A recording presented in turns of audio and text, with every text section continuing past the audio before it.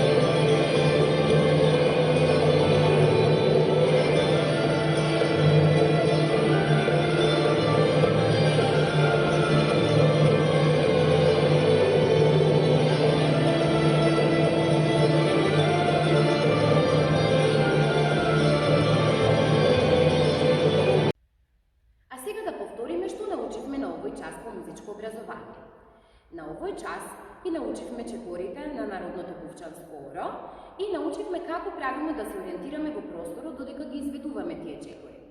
Се надевам дека уживавте во часот и дека добро ќе ги извежбате чекорите на Народното пувчанско оро. Се гледаме наскоро. До гледање, ученици!